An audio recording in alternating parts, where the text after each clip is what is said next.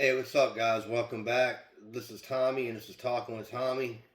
And now I'm going to talk a little bit about what's been going on in Syria. There's been reports of over 1,000 people, Christian religion, have been massacred in the past week in Syria. Um, Syria is a very tricky situation going on over there. You're talking about a country that was ruled for 40 years by the Al Assad family. Bashir was the son who was ousted from power. The government that took over is headed by a individual who used to be a part of Al Qaeda, and he's one of those guys I call propped up by the U.S. Type of individual, type of leader, if that's what you want to call the guy. Um, we have a big problem with that, in America and how we handle things overseas, especially the way we've handled situations in the Middle East the past 20 plus years. Going back to Afghanistan and Iraq, I remember hearing that the generals were instructed to spend $300 million a day in the war. Now, do the math times 20 years. Your calculator might not even go up that far.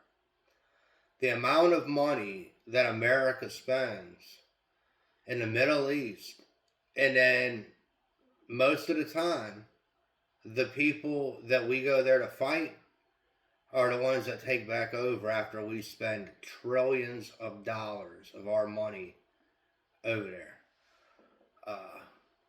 Syria's no exception to the rule. That new installed government been propped up again by the CIA and other factions of our government, and they put these what I call plastic leaders in there, these paper leaders in there who end up taking over the country, and basically it ends up going back to what it was before, if not worse. So a lot of these stories you hear, you got to take with a grain of salt, and you got to do your investigation and your research to really see who these people are that are being installed into these countries, and is it benefiting their country or is it benefiting our country? Who does it benefit? You can go far back some years ago to Libya. Libya was a very rich country in Africa, if not one of the richest countries in the continent of Africa. Well, America decides Gaddafi no good now. After Gaddafi used to set up, and I used to laugh about this. So Gaddafi used to come into Washington, D.C., and he used to set up tents out there. He used to bring these big, huge tents, and they had all set up out there in D.C. They'd sit in the tent. And it used to be the funniest thing. And I'm not saying that he was, the greatest guy or not. He was doped up all the time. And he was out there, that's for sure. But when he was leader, the country was not nearly as unstable as what it's become today since his ouster. And this is, same thing you could look at other countries. Afghanistan. We spent 20 years there fighting the Taliban, and now who controls Afghanistan again? And you can sit there and point right and left here, this guy's fault. That's bipartisan right there.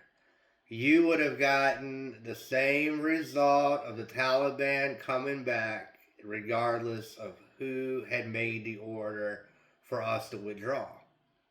You can ask anybody who fought in Iraq and Afghanistan, and they'll tell you the people were completely different when it came to battle. The Iraqis were giving up quick. They were running. They were scared. Not the Afghanis. The Afghanis would fight to their death. And any soldier who was over there can tell you that. It was a much worse war psychologically and physically than Iraq was. Those guys there, there's a video of a guy recently said that he put a gun up to a guy's head in the Afghan war and told him if he didn't give him information, he was going to blow his head off. And the guy told him, go ahead and kill me. So, it's a much different breed of warfare compared there. But the result's the same. The result is America spent trillions and trillions of dollars in these countries, and at the end, we lost. Not them. We lost. We lost troops. We lost trillions of dollars.